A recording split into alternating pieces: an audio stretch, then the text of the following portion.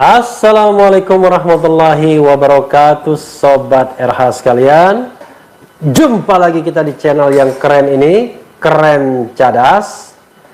Kali ini meski masih libur, saya akan terus menguber berita, membacakan berita yang hangat-hangat ya. Ini misalnya dari pengacara atau kuasa hukum FPI, Front Pembela Islam, sebagaimana dilansir oleh sindonews.com. FPI minta penembak 6 anggota Laskar dihukum berat agar timbul efek jerah. Ya, kita bacakan ya. Jakarta, kuasa hukum Front Pembela Islam FPI Aziz Yanuar mengapresiasi Komisi Nasional Hak Asasi Manusia Komnas HAM yang terus melakukan investigasi atas kasus penembakan 6 Laskar FPI di Jalan Tol Jakarta Cikampek kilometer 50 pada Senin 7 Desember 2020. Alhamdulillah, dalam setiap usaha Komnas HAM untuk menemukan fakta untuk dalam rangka mengungkap kasus ini secara tuntas dan mendalam, kata Aziz saat dihubungi Sindonews Selasa 29 Desember 2020.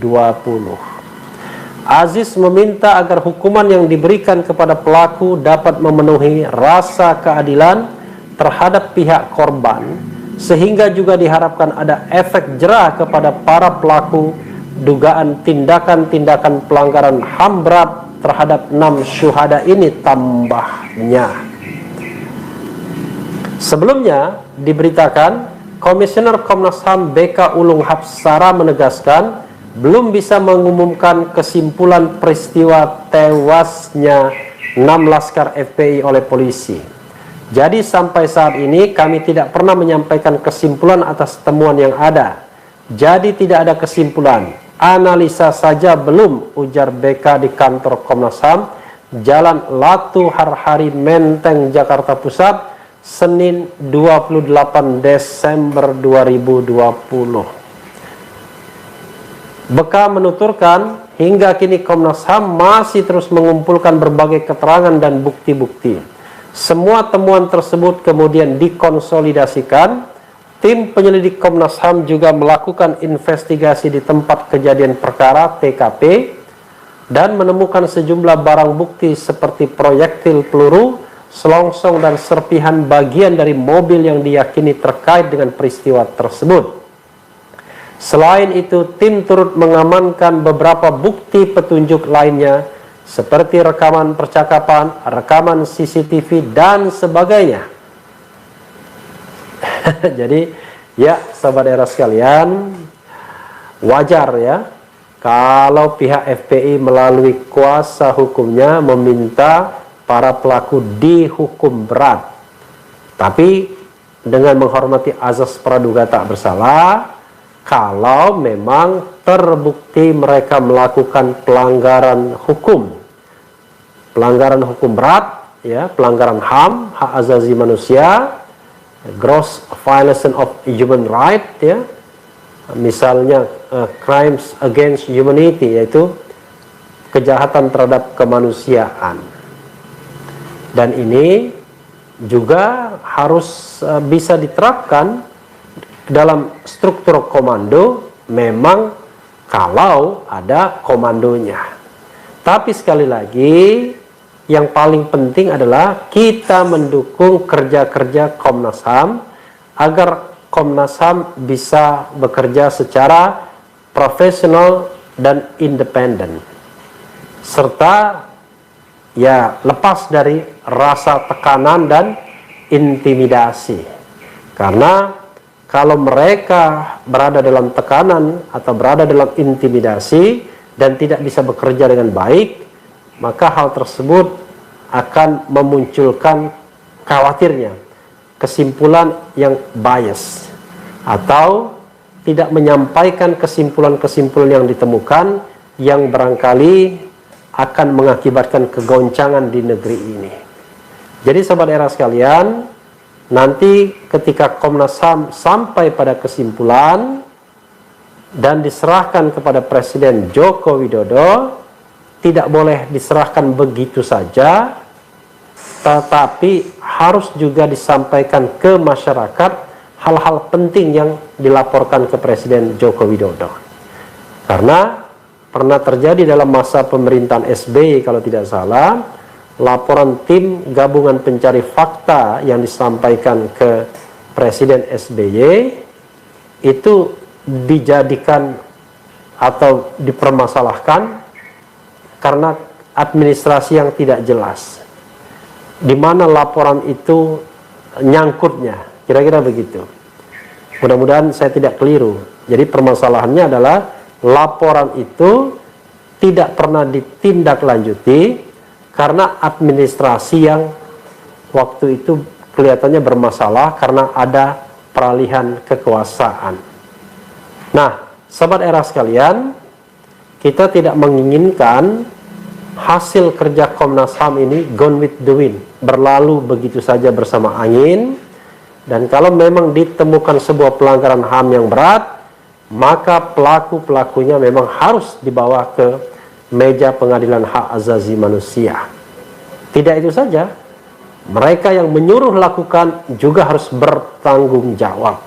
Karena negara kita adalah negara hukum, rule of law, restat, sehingga tidak boleh ada mereka yang kebal hukum atau mereka go unpunishment.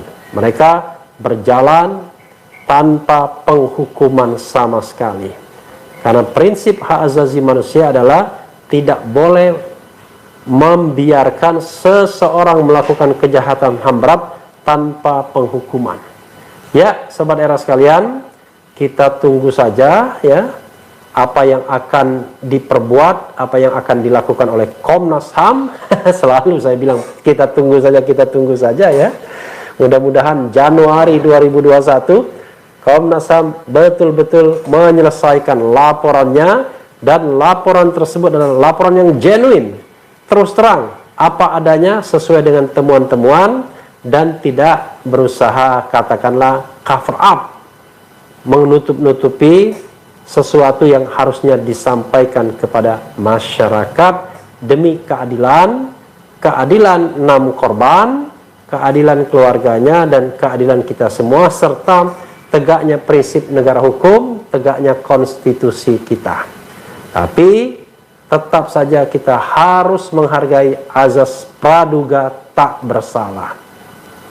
Kita tidak boleh mendahului kesimpulan bahwa seolah-olah pihak aparat keamanan sudah pasti bersalah. Tidak, belum tentu. Tapi sebaliknya juga, mereka tidak bisa juga langsung di state dikatakan mereka tidak bersalah, mereka hanya membela diri.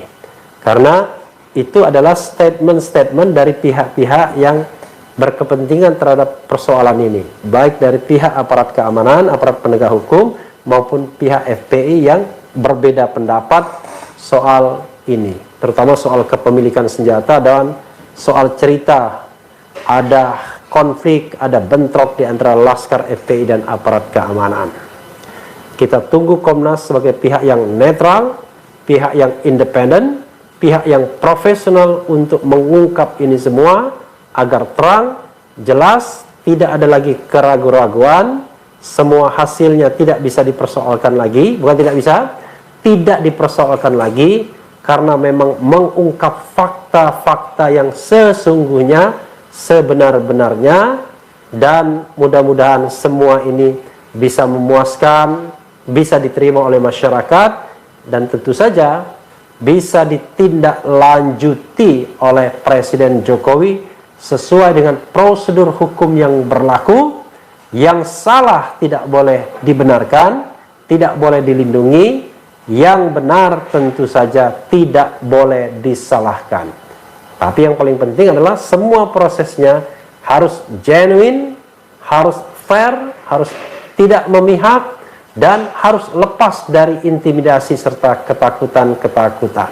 Termasuk ketika kita mengawal proses ini dari komponen-komponen society, juga tidak boleh ada ketakutan dan upaya-upaya intimidatif seperti yang pernah disampaikan oleh Komnas HAM. Mereka kena doxing, mereka kena serangan melalui media sosial sampai kehidupan pribadi mereka, dan ini adalah gejala yang tidak sehat. Mudah-mudahan apa yang pernah dijanjikan oleh Prof. Mahfud MD, Menko Polhukam, bahwa mereka akan melindungi Komnas HAM betul-betul dijalankan. Tidak itu saja, perlindungan juga kepada masyarakat yang mengetahui kasus ini, yang memonitor kasus ini, agar semuanya dibuat terang dan jelas. Ya, Sobat Era sekalian, saya ingin mengucapkan selamat tahun baru 2021. Semoga hawa segar 2021 mengantarkan kita pada kehidupan yang lebih baik. Yang penting tetap di channel ini, karena di channel ini Anda akan dirayu, ditipu, dibaperin, dicecar, diuber pula di jalur khusus. Karena channel ini adalah channel yang mengancam, memeras, dan membenci. Jangan lupa subscribe, like, comment, and share. Cheers!